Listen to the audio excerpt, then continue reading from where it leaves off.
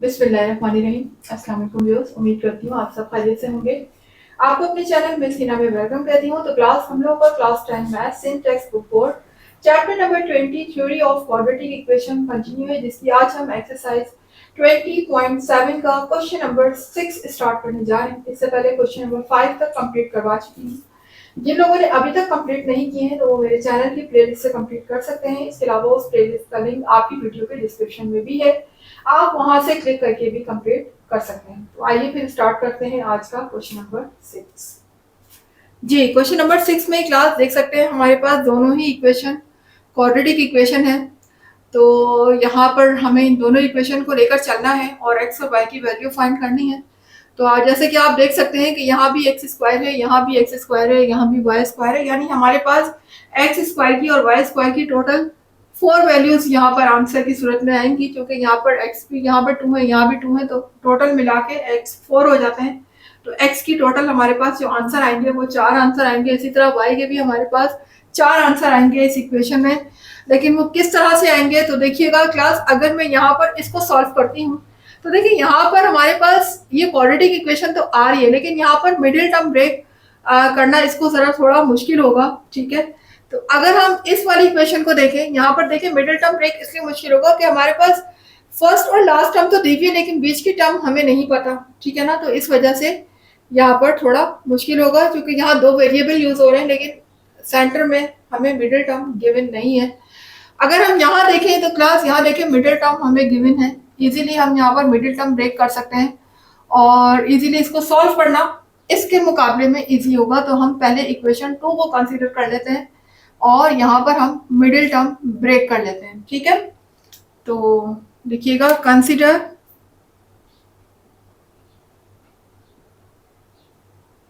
Equation 2। जी, तो equation 2 में देखिएगा यहाँ पर हम मिडिल टर्म ब्रेक करने जा रहे हैं। तो मिडिल टर्म ब्रेक करने के लिए क्या करते हैं, हम लास्ट के कोफिशिएंट को लास्ट नंबर से मल्टीप्लाई कर देते हैं। देखिए क्लास, अब यहाँ पर जो है वेरिएबल 2 यूज हो रहे हैं, एक्स भी यूज हो रहा है, वाई भी यूज हो रहा है, कोई मसला नहीं है।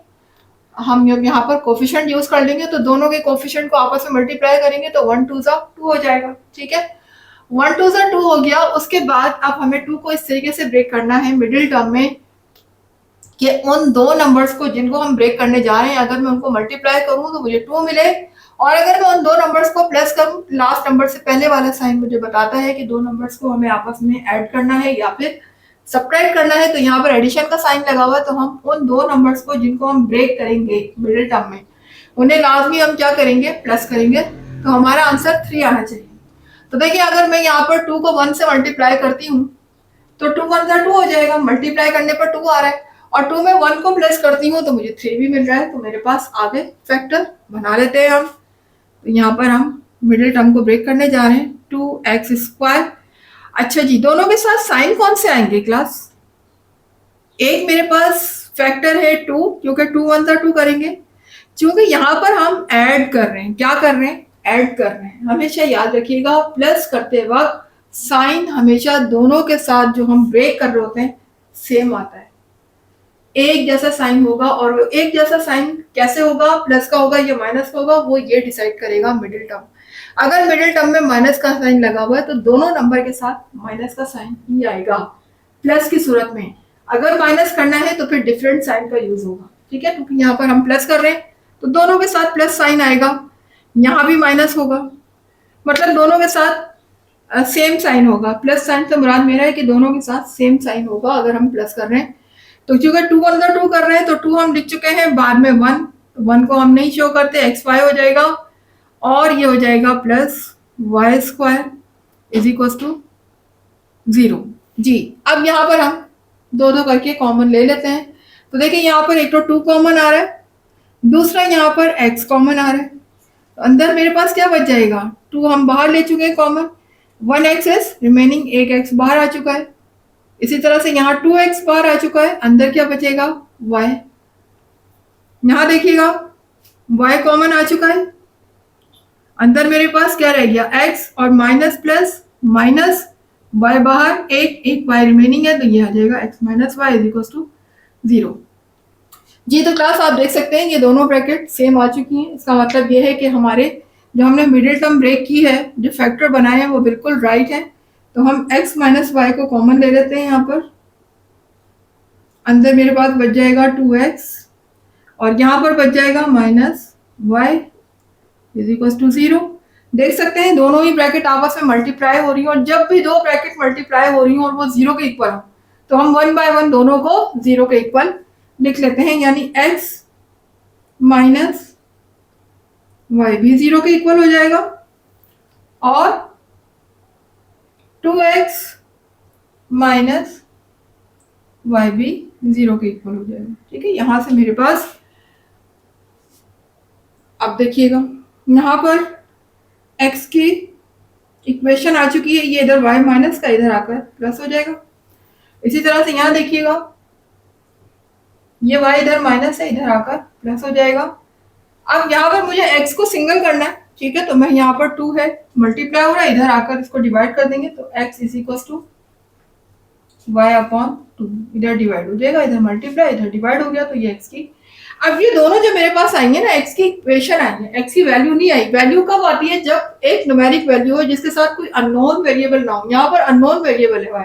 ये दोनों मेरे पास x की इक्वेशन आई है, क्या कहेंगे इन्हें? इक्वेशन। अब इन दोनों इक्वेशन को हमने किससे निकाला है? इक्वेशन 2 से निकाला है ना, तो दोबारा इक्वेशन 2 में नहीं रख दीजिएगा इनको, ठीक है, इस चीज का ख्याल रखिएगा। दोबारा रखने पर आपको आंसर नहीं मिलेगा। इक्वेशन 2 से चूंकि हमने निकाला है, इक्वेशन 2 को सिंप्लीफाई किया है, तो अब इन इक्वेशन को हम किस में रखेंगे? इक्वेशन 1 में रखेंगे, ठीक है, तो रख लेते हैं फिर। तो क्लास आपने देखा इक्वेशन 2 को हम लेकर चले और इक्वेशन 2 से हमने मजीद 2 इक्वेशन निकाली, एक ये और एक ये, और इनको इन 2 इक्वेशन को हमने नाम दे दिया इक्वेशन 3 एंड इक्वेशन 4 का। तो ये सारा काम इक्वेशन 2 से हुआ। तो अब इन इक्वेशन को जो हमने निकाली हैं इनको दोबारा से हमने इक्वेशन 2 में नहीं रखना, बल्कि किस में रखना है? इक्वेशन 1 में रखना है। तो यहाँ इस इक्वेशन को भी इक्वेशन 1 में रख देते हैं और इस इक्वेशन को भी इक्वेशन 1 में रख देते हैं। तो लिख दीजिएगा पुट इक्वेशन 3 इन इक्वेशन 1, ठीक है। इक्वेशन 3 को इक्वेशन 1 में रख रहे हैं। इसी तरह से यहाँ इक्वेशन 4 को भी किस में रखूंगी? इक्वेशन 1 को रखूंगी। याद रखिएगा दोनों इक्वेशन में से कोई भी इक्वेशन 2 में नहीं रखिएगा, क्योंकि इक्वेशन 2 से ही निकल कर आएंगे ये। इस चीज का बहुत ख्याल रखना है क्लास। जिस इक्वेशन को यूज करते हुए हमने ये दोनों इक्वेशन निकाली है, दोबारा से उस इक्वेशन पे पुट करने की गलती नहीं कीजिएगा, फिर आंसर नहीं आएगा आप लोग का। हाँ, इन दोनों इक्वेशन को हम किस में रख रहे हैं? इक्वेशन 1 में। यहाँ भी यही लिख दीजिएगा पुट इक्वेशन 4 इन इक्वेशन 1, ठीक है। दोनों इक्वेशन को हमने किस में रखा? इक्वेशन 1 में। तो इक्वेशन 1 देख लीजिए। इक्वेशन 1 मेरे पास है x square plus y square is equal to 16। अब देखिएगा जहां जहां एक्स है वहां मैं क्या रख दूंगी? वाई रख दूंगी। तो यहाँ पर एक्स की प्लेस में मैंने रखा वाई, और चूंकि इसके ऊपर स्क्वायर लगा हुआ है तो स्क्वायर लगा दिया, plus y square is equal to 16, ठीक है। यहाँ देखें ये वाई स्क्वायर आपस में क्या हो जाएंगे? प्लस हो जाएंगे। तो ये हो जाएगा 2y square is equal to 16, और यहाँ पर देखिए 2 मल्टीप्लाई हो रहा है, इधर आने के बाद क्या हो जाएगा? डिवाइड हो जाएगा 16 से जी। तो 2 अंदर 2, 2 8 जा 16, ठीक है। अब ये आ गया है y square is equal to 8। यहां देख लेते हैं, यहां भी जब हम x की वैल्यू को इक्वेशन 1 में पुट करेंगे, x की वैल्यू नहीं सॉरी x की इक्वेशन को इक्वेशन 1 में पुट करेंगे, तो देखिएगा इक्वेशन 1 मेरे पास है x square plus y square is equal to 16, ठीक है। तो जहां पर x है वहां हम क्या रख लेंगे? y अपॉन 2, और चूंकि ऊपर स्क्वायर लगा हुआ है तो हमने भी स्क्वायर लगा दिया, plus y square is equal to 16 हो जाएगा। अब ये देखिए स्क्वायर दोनों पर अप्लाई होगा, y पर भी और 2 पर भी। जब y पे अप्लाई होगा तो ये हो जाएगा वाई स्क्वायर, और 2 पर अप्लाई होगा तो 2 2 4 हो जाएगा, ठीक है। यहाँ देखिएगा plus y square is equal to 16। अब यहाँ देखिए हम एलसीएम ले लेंगे क्लास, चूंकि बीच में प्लस साइन आ चुका है, ये फ्रैक्शन में है, ये होल में। एलसीएम लेंगे, और एलसीएम किसका होता है? डिनोमिनेटर्स का आता है, इसके डिनोमिनेटर्स में क्या लिखा हुआ है, 1 लिखा हुआ है। यहाँ पर जब 4 और 1 का एलसीएम हम लेंगे तो देखिए यहाँ पर आ जाएगा 4, ठीक है, इज इक्वल टू के इस तरफ 16 ही लिखा हुआ है। उसके बाद देखिए आप मुझे टेबल पढ़ना है, ठीक है ना, पता है आपको एलसीएम हम कैसे लेते आ रहे हैं। टेबल पढ़ते हैं हम डिनोमिनेटर का, यहाँ 4 का टेबल पढ़ेंगे इतना कि 4 आ जाए, तो 4 1 जा 4, कितने टाइम पढ़ा है मैंने इसको, 1 टाइम, तो इसके न्यूमिनेटर को भी कितने टाइम पढ़ेंगे हम, 1 टाइम, ठीक है। इसी तरह से यहाँ 1 का टेबल इतना पढ़ना है कि 4 आ जाए, तो 1 4 जा 4, और इसके न्यूमिनेटर को भी मैं किससे मल्टीप्लाई कर दूंगी, 4 से, ठीक है। उम्मीद है कि समझ आ रहा होगा आपको। जी अब देखिए यहाँ पर वाई स्क्वायर को जब मैं 1 से मल्टीप्लाई करूंगी तो जाहिर है कि वही हो जाएगा सेम वाई स्क्वायर। इसी तरह से यहाँ पर वाई स्क्वायर को मुझे मल्टीप्लाई 4 से करना है, तो ये हो जाएगा 4 वाई स्क्वायर, ठीक है। वाई स्क्वायर और प्लस 4 वाई स्क्वायर जब आपस में ऐड होंगे तो 1 प्लस 4 मेरा हो जाएगा 5 y square upon 4 is equal to 16। आगे देख लीजिए क्लास, क्योंकि हमें वैल्यू जो है वो y की फाइंड करनी है, y स्क्वायर की नहीं, तो यहाँ से हमें स्क्वायर को क्या करना है, रिमूव करना है, हटाना है। उसका सबसे बेहतरीन हल है स्क्वायर रूट, ठीक है। स्क्वायर रूट क्या करता है, स्क्वायर से कैंसिल हो जाता है, ठीक है। स्क्वायर रूट और आपस में स्क्वायर रूट स्क्वायर आपस में कैंसिल हो जाते हैं, तो यहाँ पर मेरा रह जाएगा सिर्फ y। तो ले लेते हैं taking square root on both side, taking square root on both sides. जब यहाँ पर मैं दोनों तरफ स्क्वायर रूट लूंगी तो देखिए यहाँ भी आ जाएगा स्क्वायर रूट और यहाँ भी आ जाएगा स्क्वायर रूट। जब यहाँ स्क्वायर रूट आया तो देखिए स्क्वायर से रूट कैंसिल हो गया, और यहाँ पर अब क्या होगा, अब यहाँ पर रह गया सिर्फ y। और 8 का जब हम इसको मजीद इसके फैक्टर बनाएंगे तो ये कुछ इस तरह से हो जाएगा, 2 मल्टीप्लाई बाय 2 मल्टीप्लाई बाय 2 लिख सकते हैं ना हम इस तरीके से, 2 2 जा 4 एंड 4 2 जा 8। तो अब इसके होगा क्या कि यहाँ पर देखिए 2 का तो पेयर बन गया और 1 2 मेरा सिंगल रह गया, तो जिसका पेयर बन जाएगा वो रूट से बाहर आ जाएगा। तो रूट से बाहर आने के बाद वो सिंगल 2 हो जाएगा, ठीक है। और अंदर मेरे पास जो 1 2 बच गया था वो 1 2 नहीं रहेगा। और आपको पता है कि जब भी हम रूट से बाहर कोई पेयर लेकर आते हैं तो प्लस और माइनस दोनों में साइन यूज करते हैं, ठीक है। प्लस और माइनस दोनों साइन यूज होंगे, तो इस तरह से y की यहाँ पर वैल्यू मेरे पास क्या आ चुकी है, प्लस माइनस 2 स्क्वायर रूट 2। दूसरी वैल्यू यहाँ से फाइंड कर लेते हैं हम, तो देखिएगा यहाँ पर 4 मेरा डिवाइड हो रहा है, अगर मैं यहाँ ले आती हूँ तो ये मल्टीप्लाई हो जाएगा, तो ये हो जाएगा 5 वाई स्क्वायर।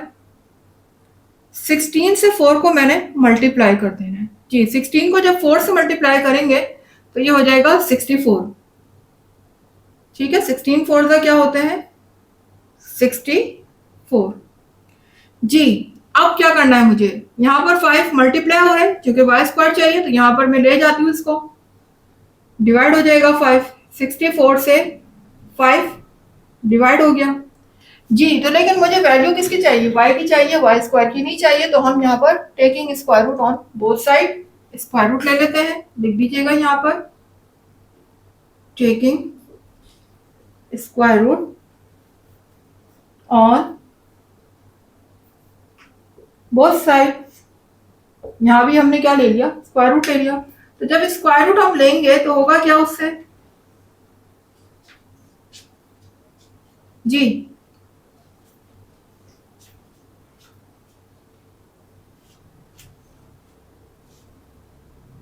ये देखिए स्क्वायर से यहाँ पर रूट कैंसिल हो गया, यहां से तो y बच जाएगा, ये देख लीजिए y बच गया क्योंकि रूट से स्क्वायर कैंसिल हो गया, ठीक है। अब यहाँ क्या होगा, देखिए यहाँ पर तो अगर मैं 8 को 2 टाइम्स मल्टीप्लाई कर दूं, मुझे तो रूट के अंदर पेयर चाहिए होता है ना। तो देखिए इसका पेयर ये 64 किसका परफेक्ट स्क्वायर है, 8 का परफेक्ट स्क्वायर है ना, यानी 8 को अगर मैं 8 से मल्टीप्लाई करती हूँ तो मुझे 64 मिल जाता है। तो यहाँ हम 8 का पेयर बना लेते हैं, 8 8 जा 64 होता है, ठीक है। तो 8 मल्टीप्लाई बाय 8, जबकि आप देख रहे हैं कि 5 जो है वो किसी का भी परफेक्ट स्क्वायर नहीं होता, 5 सिर्फ अपने टेबल में आता है।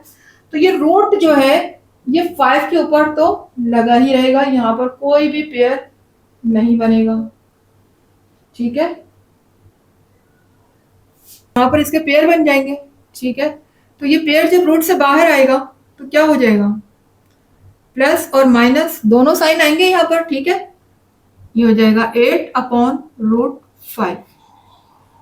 देखिए क्लास, वैसे तो यहाँ पर y की वैल्यू आ चुकी है, लेकिन मसला ये है कि नीचे √5 आ रहा है और आपकी बुक में अपॉन में डिनोमिनेटर में रूट नहीं आना चाहिए, ये उनका रूल है। डिनोमिनेटर से रूट हटा दें, भले न्यूमिनेटर में रूट आ जाए, लेकिन डिनोमिनेटर में रूट नहीं आना चाहिए। तो उसके लिए फिर हम ये करेंगे कि अगर हम डिनोमिनेटर से हमें रूट हटाना है तो हम मल्टीप्लाई भी यहाँ पर √5 से कर देंगे और डिवाइड भी √5 से हो जाएगा, ठीक है। उस सूरत में होगा क्या,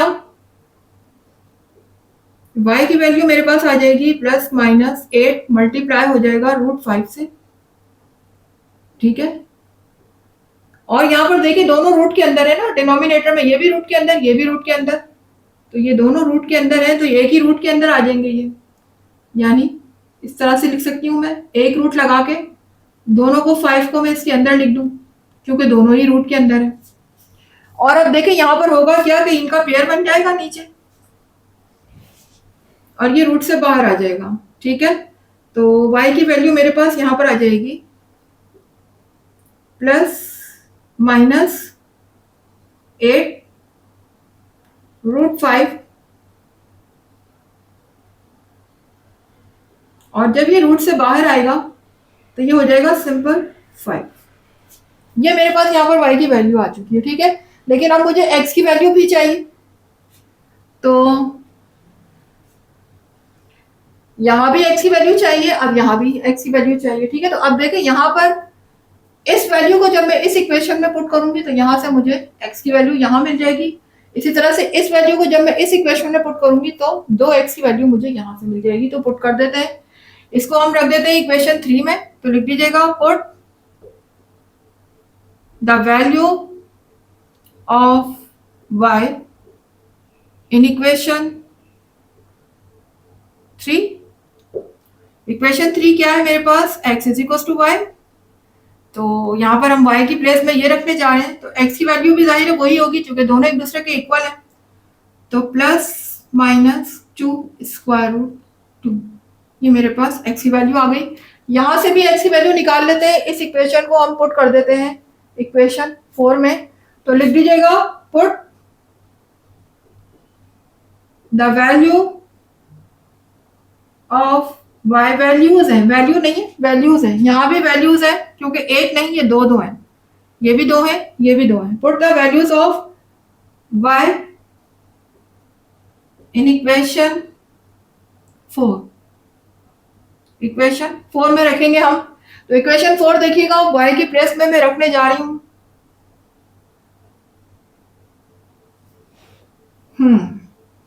जी, जहां पर y लिखा हुआ है वहां मैं क्या लिख दूंगी, ये वैल्यू लिख दूंगी 8, साथ में लगा हुआ है +-√5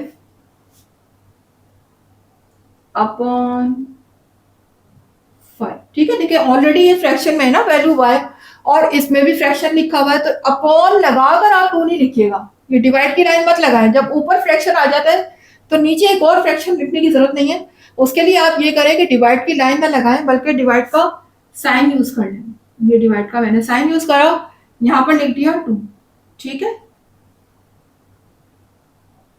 ये 2 आ गया इधर। अब आगे इसको हम क्या करेंगे, डिवाइड को मल्टीप्लाई में कन्वर्ट कर लेते हैं। तो जब डिवाइड मल्टीप्लाई में कन्वर्ट होगा तो ये वैल्यू क्या हो जाएगी, रेसिप्रोकल हो जाएगी, पलट जाएगी।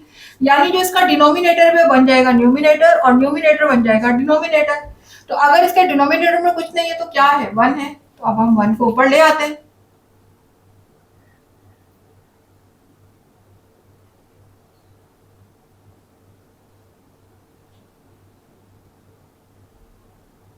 जी, मल्टीप्लाई में मैंने इसको कन्वर्ट किया तो 1 ऊपर आ गया और 2 चला गया मेरा नीचे। तो अब देखिए यहाँ पर कैंसिल हो सकता है ना, 2 के टेबल में 8 आता है यकीनन, तो 2 1 2, 2 4 8, क्या हो जाएगा 2 1 2, 2 4 8, बीच में मल्टीप्लाई का साइन है इसलिए हम कैंसिल कर सकते हैं।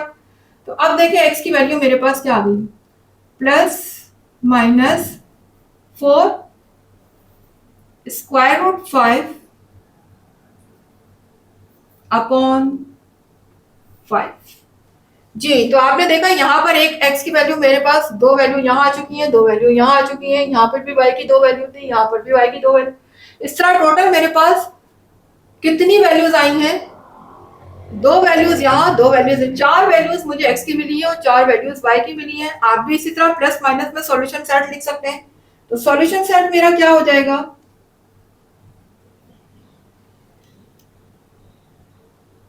कर्ली ब्रैकेट, यहाँ देखिए x की वैल्यू पहले लिखेंगे, तो x आया है मेरे पास plus minus two square root two, ठीक है, राउंड ब्रैकेट लगाने, कॉमा कब आया? जब मैंने y की वैल्यू को ये रखी plus minus two square root two, ठीक है, कॉमा फिर दूसरा सॉल्यूशन सेट देखिएगा, x मेरे पास क्या आया?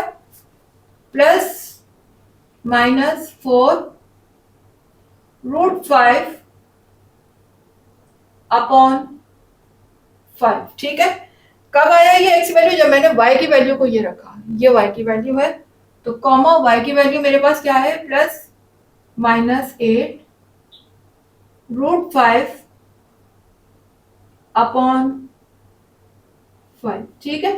ये मेरे पास दूसरा सॉल्यूशन सेट है। इस तरीके से टोटल मेरे पास 8 वैल्यूज आ रही हैं, जो कि मैंने इस तरह से 7 करके लिख ली। आप चाहे तो प्लस की अलग, माइनस की अलग, इस सॉल्यूशन सेट को मजीद लंबा करके लिख सकते हैं, वरना ऐसे भी ठीक है।